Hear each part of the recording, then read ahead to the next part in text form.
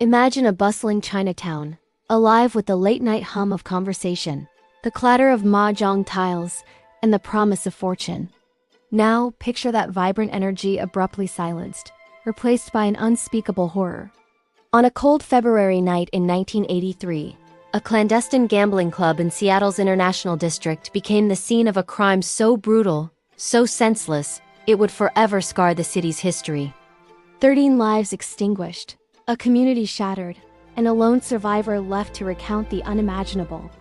This is the story of the Wah Mee Massacre, a tale of greed, betrayal, and the enduring quest for justice.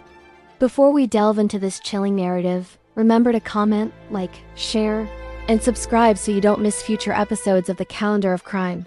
In the heart of Seattle's Chinatown-International District, the Wah Mee Club operated as an illicit gambling den, a place where fortunes were won and lost behind heavily secured doors. It was a hub for the Chinese-American community, a place for social gathering as much as for high-stakes paigao and mahjong. On the evening of February 18, 1983, and into the early hours of the 19th, patrons gathered, unaware that their lives were about to intersect with a horrifying plot. 3 men, Kwan Fai, Willie Mick, Benjamin Ng, and Wai Chu, Tony Ng, had meticulously planned a robbery. Mac, the alleged mastermind, was deep in gambling debt and saw the Wah Mee as his solution. Tony Ng, a familiar face at the club, was reportedly coerced due to a debt he owed Mac. Benjamin Ng, known for his violent tendencies, completed this deadly trio. Their target, the cash and valuables of the club's patrons. Shortly after midnight, Mac and Tony Ng entered the club, blending in with the late-night crowd. They spent about half an hour observing, waiting for the opportune moment. Tony Ng even shared a meal with Wai Yok Chin, a 61-year-old Navy veteran and a regular at the club, a seemingly innocuous act that would later become a crucial detail in the investigation. The atmosphere shifted dramatically when Benjamin Ng arrived, carrying a bag that concealed nylon cords. The 3 conspirators then initiated their terrifying plan. The club's security guard was quickly subdued, and the patrons, numbering around 14, were rounded up. They were ordered to lie on the floor, their hands and feet bound with the nylon cords. The robbers systematically went through their pockets, stripping them of wallets, jewelry, and any other valuables. The air was thick with fear, but the victims likely believed their cooperation would ensure their survival. What happened next transcended robbery and plunged into unimaginable brutality. Instead of simply taking their loot and leaving, Mac and Benjamin Ng began to execute the bound victims. Over 30 shots were fired, a horrifying symphony of violence that left 13 people dead. The motive for such extreme violence remains debated, but it is believed to have been a combination of eliminating witnesses and a chilling display of power.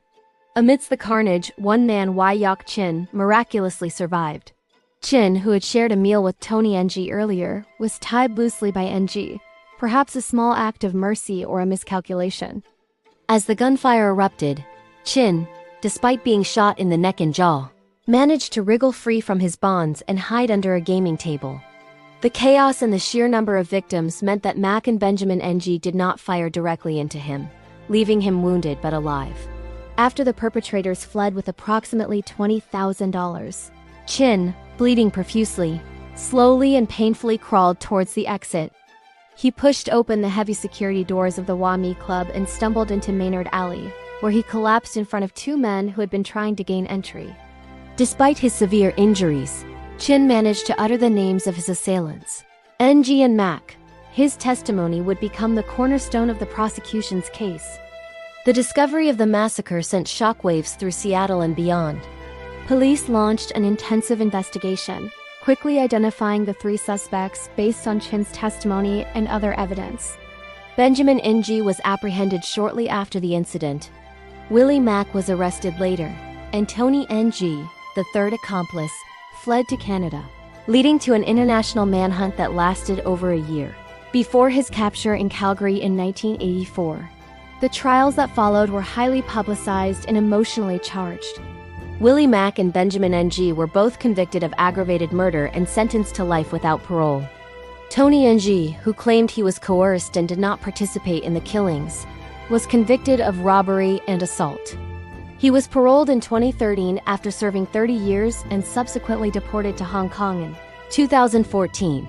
The Wah Mee Massacre remains the deadliest mass murder in Washington state history, a grim reminder of a night when innocence was lost and a community was forever changed. Thanks for watching. Please comment, share, like, and subscribe for future episodes from the Calendar of Crime. Wah Mee Massacre.